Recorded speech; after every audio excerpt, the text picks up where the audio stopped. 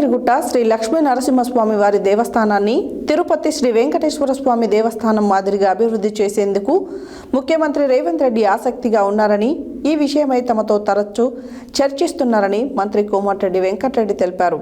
మంగళవారం ఆలేరు ఎమ్మెల్యే ప్రభుత్వ విప్ బీర్ల ఐలయ్య వెంటరాగా మంత్రి వెంకటరెడ్డి శ్రీ లక్ష్మీ నరసింహస్వామి వారిని దర్శించుకొని ప్రత్యేక పూజలు చేశారు. యాదగిరిగుట్ట శ్రీ లక్ష్మీ నరసింహస్వామి దేవస్థానాన్ని తిరుపతి శ్రీ వెంకటేశ్వర స్వామి దేవస్థానం మాదిరిగా అభివృద్ధి చేసేందుకు ముఖ్యమంత్రి రేవంత్ రెడ్డి ఆసక్తిగా ఉన్నారని, ఈ విషయమై తమతో తరచూ చర్చిస్తున్నారని మంత్రి కోమటిరెడ్డి వెంకటరెడ్డి తెలిపారు.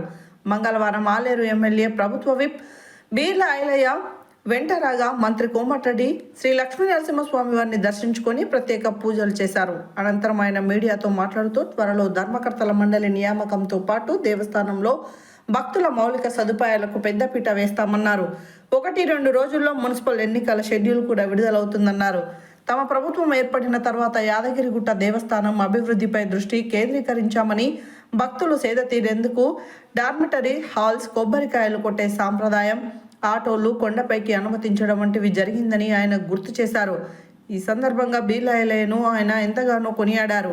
ఎమ్మెల్యేగా, ప్రభుత్వ విప్గా, డీసీసీ అధ్యక్షునిగా ఆయన విశేష సేవలు అందిస్తున్నారని చెప్పారు. మంత్రి వెంట జిల్లా కలెక్టర్ హనుమంతరావు, కాంగ్రెస్ నాయకులు గుండ్లపల్లి భరత్ గౌడ్, ఎరుకల హేమేందర్, మంగ సత్యనారాయణ, బందారపు భిక్షపతి గౌడ్, బీర్ల శంకర్, ముక్కర్ల మల్లేశం యాదవ్ తదితరులు పాల్గొన్నారు.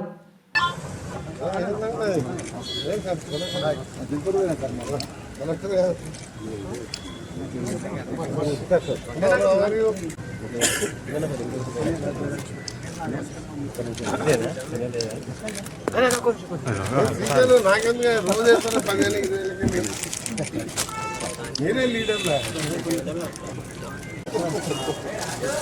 అంత మంచి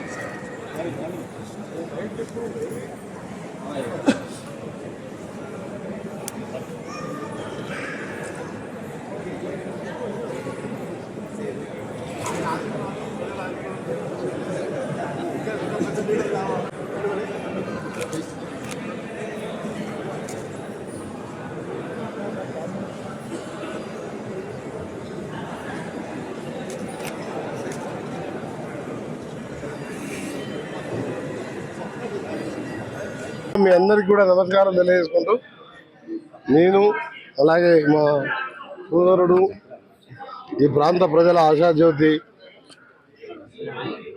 బీర్ల ఐలయ్య గారు, ఎమ్మెల్యే, విప్, డీసీసీ ప్రెసిడెంట్, ఆ లక్ష్మీనరసింహ స్వామి ఆశీర్వాదం, మీ ఆశీర్వాదం, ప్రజల ఆశీర్వాదంతో వారు 3 పదవులు నిర్వహిస్తూ ఈరోజు అభివృద్ధి కార్యక్రమాల్లో భాగంగా సైదాపూర్లో సబ్స్టేషన్ కానీ, ఆలేరులో సబ్స్టేషన్ కానీ, అంగన్వాడీ సెంటర్ కానీ, వివిధ అభివృద్ధి కార్యక్రమాలతో పాటు కింద మాట్లాడుతాం రాజకీయం కాబట్టి, పైన మాట్లాడదు కాబట్టి కింద మున్సిపల్ ఎన్నికల ప్రచారం కూడా ఈరోజే ప్రారంభిస్తున్నాం.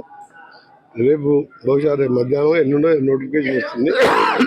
అవన్నీ రాజకీయాలు ఇక్కడ మాట్లాడకూడదు కాబట్టి స్వామివారి ఆశీస్సులు వారిని అంటే మన అందరి విలవేల్పే కాదు, ఇలా తిరుపతిలో లాగా ఇంకా కూడా ఫ్యూచర్లో డెవలప్ చేయాలని మా గౌరవ ముఖ్యమంత్రి గారు నాతోని ఐలయ్య గారితో ఎప్పుడు డిస్కస్ చేస్తున్నాం.